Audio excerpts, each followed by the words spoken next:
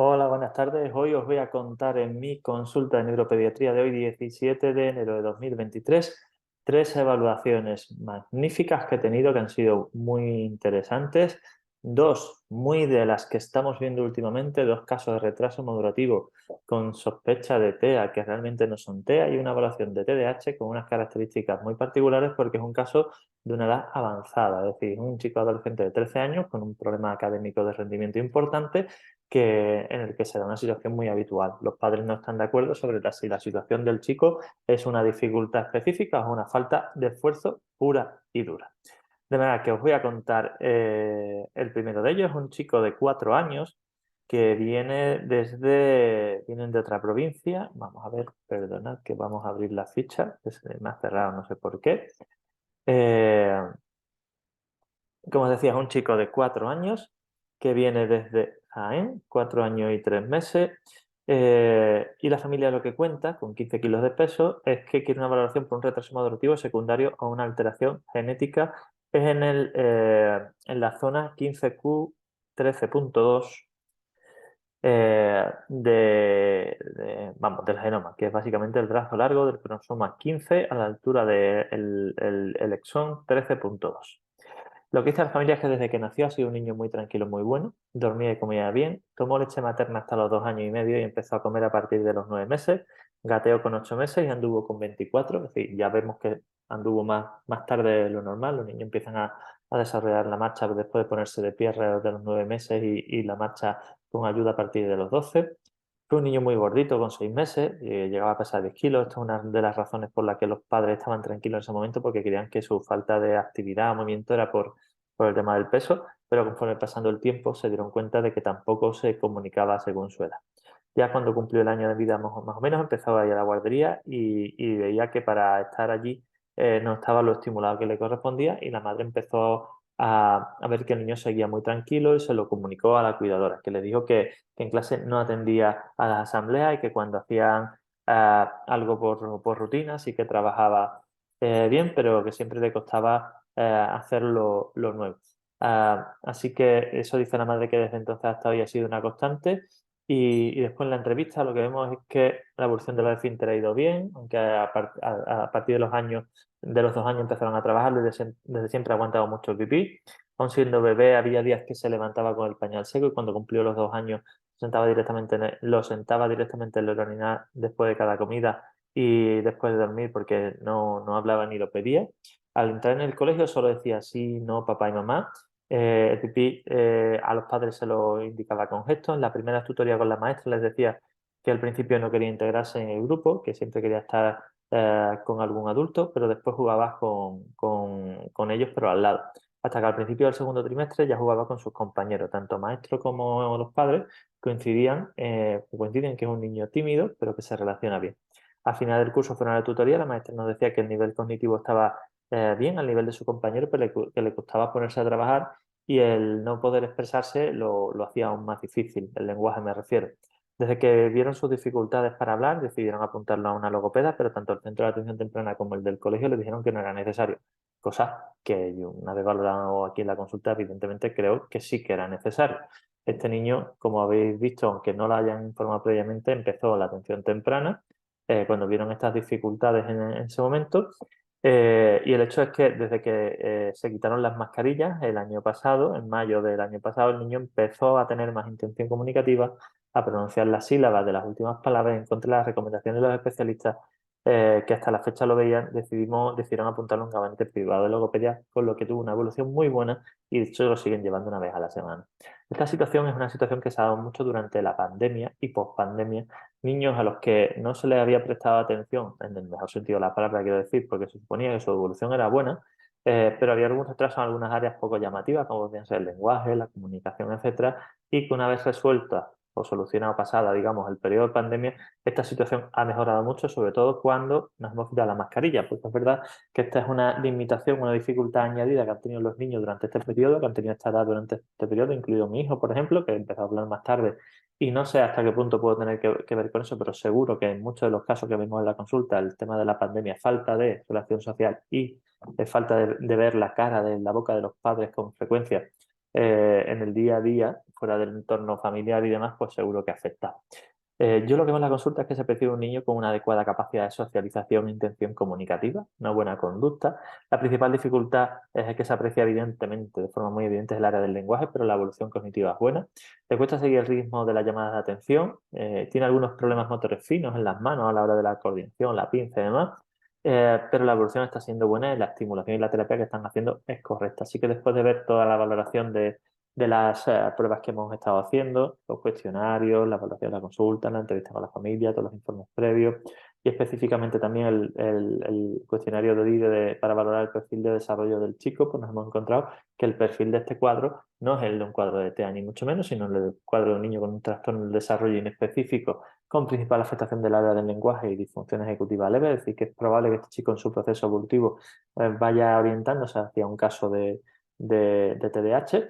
pero que en la actualidad, debido a su edad y sus circunstancias y esos factores previos que hemos nombrado, pues no se está viendo de forma tan significativa como podría ser esperable. Lo que sí está claro es que hay una falta, una alteración genética. Si veis, si escucháis, mejor dicho, el primer capítulo de mi podcast, yo explico exactamente esto. Si vais a Google, buscáis en Spotify contado por el neuropediatra, lo que veis es la explicación de cómo manejar este tipo de situaciones. Retraso moderativo, primero, es un retraso madurativo simple o un trastorno del desarrollo. Si es un trastorno del desarrollo, ve qué características tiene para ver qué sintomatología específica encontramos de TDAH, de TEA, de lenguaje o lo que sea, o si es inespecífico y una vez que sabemos qué característica tiene, qué tipo de trastorno del desarrollo es, valorar la causa, que en este caso tenemos como causa genética determinada, que esto es un estudio que ya lo habían hecho previamente al venir a nuestro centro, una pérdida de un trozo del cromosoma 15, ¿vale? Entonces,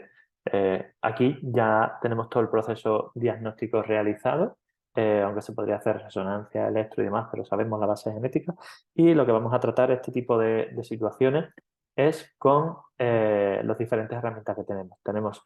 terapia cognitiva conductual, que ya está haciendo una atención temprana con su logopeda y demás, y nosotros vamos a trabajar la parte neuronutricional desde un punto de vista mucho más biológico, es decir, vamos a tratar con suplementos de omega 3, en este caso curánimo, pueden mejorar esa inquietud, ese nerviosismo, esa ansiedad, y también con suplementos omega 3 para mejorar los procesos cognitivos.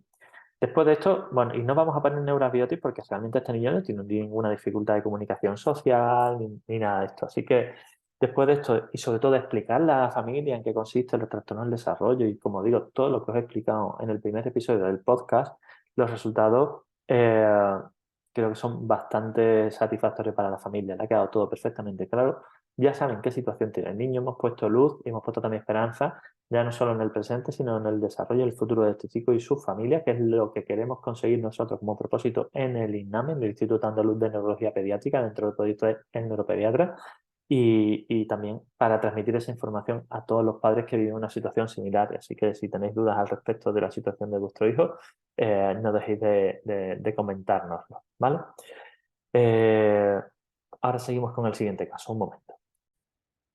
Bueno, el siguiente caso es un chico de 3 años y 3 meses, 16 kilos, que traen para valoración por retraso moderativo y también sospecha de TEA. Nos dice la familia que tuvo un embarazo bueno, pero con un parto muy complicado. Dice, las madres somos muy intuitivas y desde el primer momento sabía que algo iba mal o simplemente que no iba como tenía que ir. Pero aún así pensé que eran cosas mías. El desarrollo del chico fue normal durante el primer año de vida. Dijo por mamá por primera vez a los 7 meses, hacía las cosas normales de un niño de su edad, pero cuando cumplió un año fue cuando todo empezó a cambiar. Lo llamabas y no hace caso, siempre estaba atacado y a su bola. Es un niño que va haciendo las cosas, pero mucho más lento que el resto de los niños de su edad. Empezó a gatear con 10 meses, empezó a andar con 17, que evidentemente para una marcha que normal de los 15, de los 12, de los 15 por ahí, está en el límite alto de la normalidad. Según dice ella, para mí es un niño que falla en madurez, atención y comunicación y sobre todo tiene muchos nervios y un trastorno grave en el lenguaje. Ha comenzado en el colegio en septiembre con buena integración, le cuesta socializar pero acepta la integración y está pendiente de hacer una terapia miofuncional para mejorar la área del lenguaje y está pendiente también de realización de estudios ADR y A2, que son, como sabéis, y como tenemos especificado en nuestra lista de vídeos sobre TEA en nuestro canal de YouTube, las pruebas o las herramientas Gold Standard, es decir, patrón oro para hacer una evaluación de casos de TEA o de sospecha de TEA. El ADI-R, que es una entrevista para padres, y el A2, que es una valoración del chico. La verdad que este muchacho, cuando lo valoramos,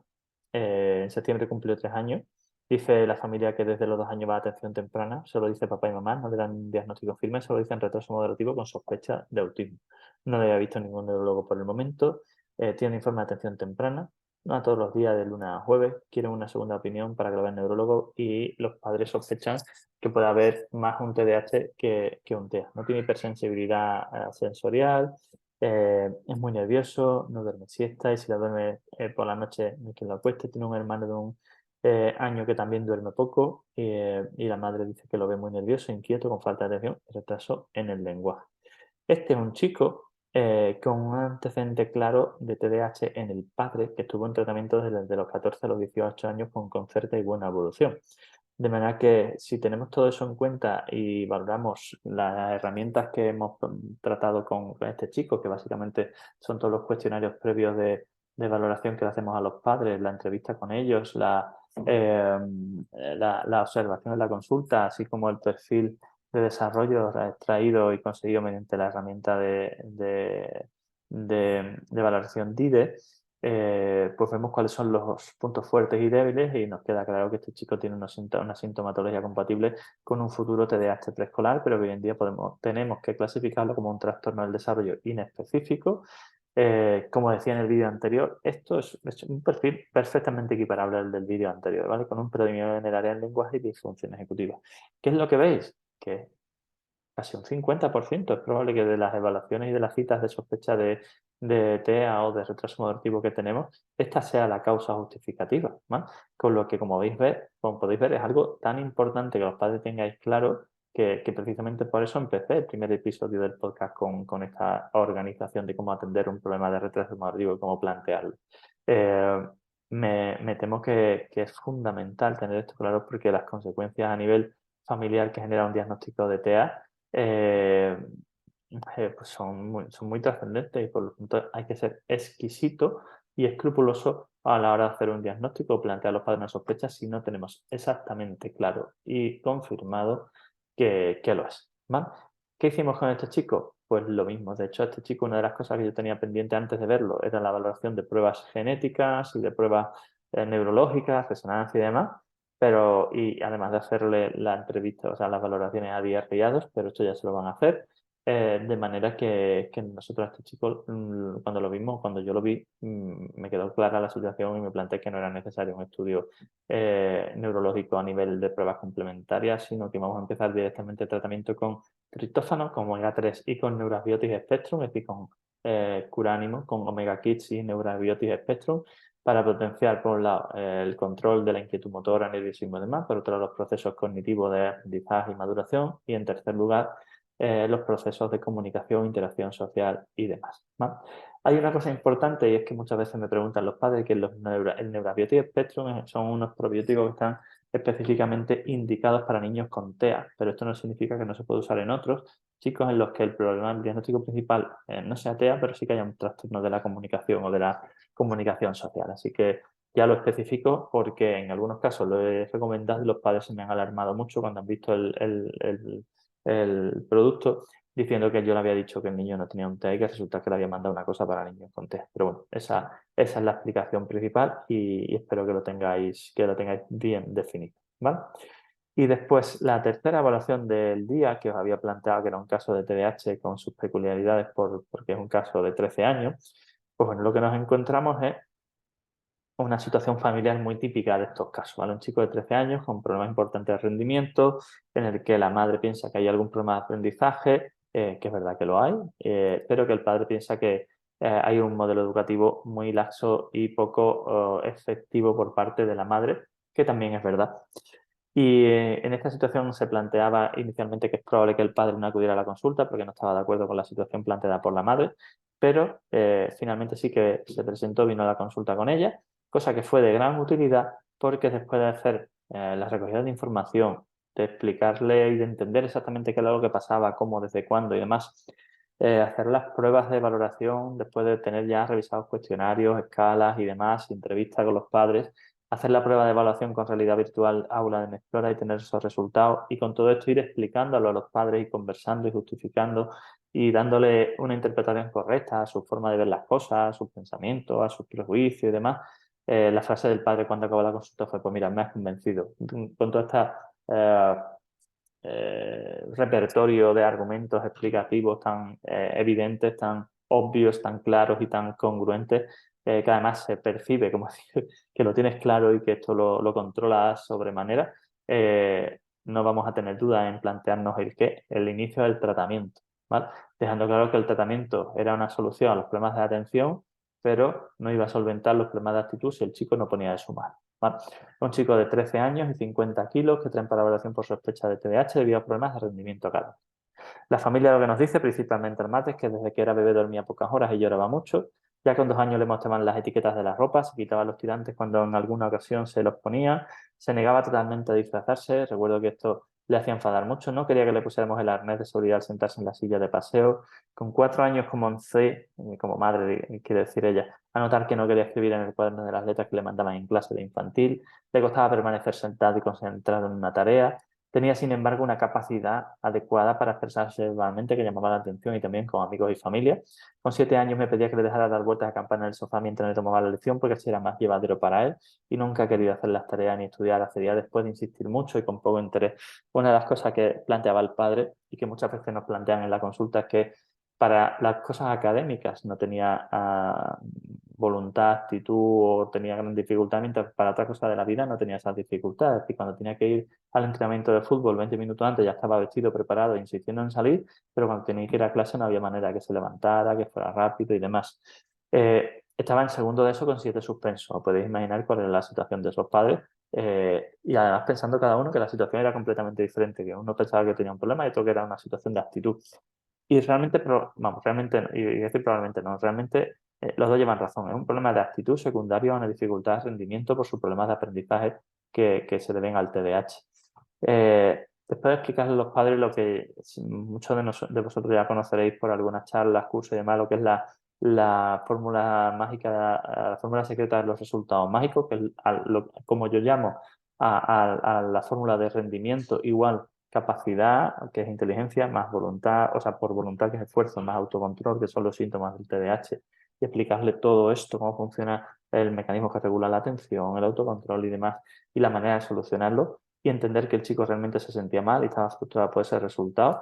La familia, bueno, la madre lloró porque entendió la situación y ya pudo ver un poco de luz en el proceso, pero el padre fue muy objetivo en la situación. Él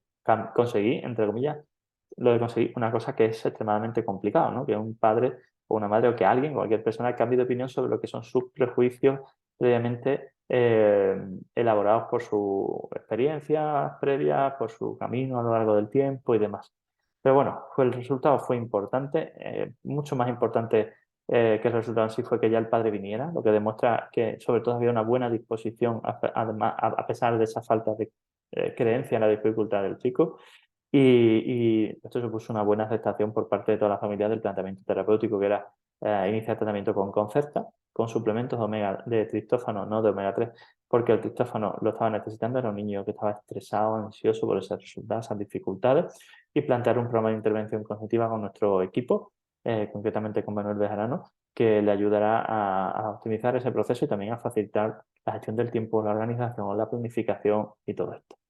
Así que ya veis, una consulta con 3 casos muy interesantes que manejamos en el día a día y no solo yo, sino todos mis compañeros en los procesos de evaluación que están realizando ellos, en los procesos de terapia que están realizando ellos, tanto Noelia como Carla, como Sabina, como Manuel y como Eli, y con la ayuda de nuestro equipo de redacción, administración, que son Rocío Marta, Blanca, carácter de baja maternal y Cristina, el área de comunicación. Así que ya veis, evaluaciones y diagnósticos, tratamientos y terapias presenciales y online, problemas de aprendizaje, conducta, maduración, desarrollo, relaciones sociales, autoestima, autoconcepto, específicamente TDAH, dislexia, altas capacidades, retraso madurativo, autismo, Asperger, epilepsia, migraña, trastornos del sueño, en el neuropediatra, Trabajamos por mejorar la situación de vuestras familias y en el Instituto Andaluz de Neurología Pediátrica tenemos como objetivo poner luz y esperanza en el presente, el desarrollo y el futuro de vuestros hijos y de vuestra familia para conseguir que alcancen la autonomía plena. De manera que estamos a vuestra disposición en el neuropediatra.es, recepcionista@elneuropediatra.es, 682-651-047. Si necesitáis ayuda en el diagnóstico, tratamiento, terapia, seguimiento, asesoramiento en cualquier área relacionada con estos temas, poneos en contacto con nosotros ahora mismo y seguidnos en nuestro canal de YouTube, donde tenéis cientos de vídeos que encontraréis con información sobre estos temas y guías, en nuestra página web, donde encontraréis las guías para padres sobre problemas de aprendizaje, de desarrollo, etcétera, muchos artículos en nuestra web también y el magnífico podcast que hemos empezado en enero, perdonad, de 2023, con el primer episodio sobre los problemas universales, las preocupaciones universales de los padres sobre sus hijos y el capítulo 2 sobre neurodesarrollo, contado por el neuropediatra en Spotify, en Google Podcast y en Apple Podcast. Cuento con vosotros y os espero. Un fuerte abrazo.